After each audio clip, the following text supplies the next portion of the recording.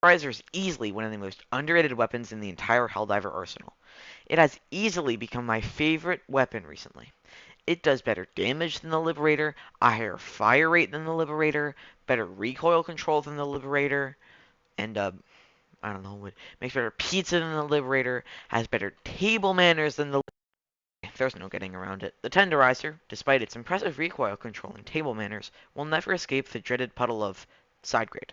Sure, it has its pros and cons, but most people don't ever really consider it as an option. Why? Because it's a side grade. So, in this in this broadcast, we will compare the Liberator and the Tenderizer, and you will make up your own opinion based on your own interpretations of the data provided. And once you make your decision, you can serve managed democracy all the better. Also, this is less about stats and more about how they end up performing in the battlefield, because I believe that's far more important, but that's not really important. And moving on, the Liberator is like Maroon 5. It's easy to understand, but despite its simplicity, it's one of the best ways to get white people dancing. I mean, the best ways to kill communists. Yeah, that's better. I'm so smart. Anyways, if you can just hit weak points, there is no Class 1 or Class 2 bot you can't take down. The ultimate guide to scrapping communists was actually made with the Liberator in mind. The Liberator, despite it being the starter weapon for all Helldivers, is one of my personal favorites, and I will die on the hill that it's one of the best primary weapons in the game. Hey there!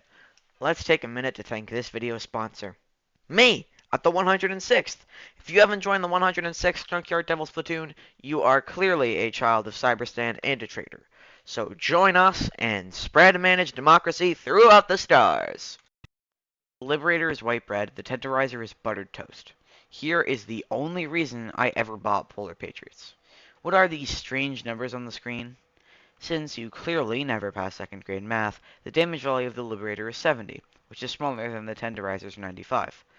The damage upgrade really is noticeable on Class 2 automatons. You can feel that you're killing a whole lot faster than with the default Liberator. On top of this, you can actually set the fire rate to be a whole lot higher. This option is not as cool as you think.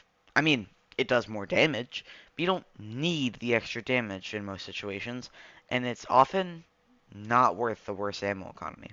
However, it's important to keep it in your back pocket if you need more damage. All this being said, it is still an indisputable fact. The Tenderizer does more damage. It does more damage. You kill things, and this thing kills things a little better. However, you run into a very important concept that I briefly mentioned earlier. Ammo economy. Gun has a worse economy than South Sudan. The Tenderizer has 10 less bullets in a magazine compared to the Liberator. I mean, that doesn't sound like much, but you often feel that you're reloading all of the time. And with the same 7 magazines, you do run out of ammo faster. It's honestly not that much of a problem if you pair it with other secondaries that also have poor ammo economy, because then you're always looking for ammo at objectives and points of interest. The idea being that the worse your total ammo economy is, the more you look for ammo, which is significantly more plentiful than you would otherwise believe. Plus, it's not so bad where resupplies can't keep up with it. The worse ammo economy is something to take into account, especially if you run at higher fire rates, but it does not make the weapon unusable. All in all, both weapons are effectively consistent and consistently effective. I use and recommend the Tenderizer, but both weapons can get the job done, even on Super Helldive. Remember to like the video, subscribe to the channel, and to join the Junkyard Devils to fight for managed democracy.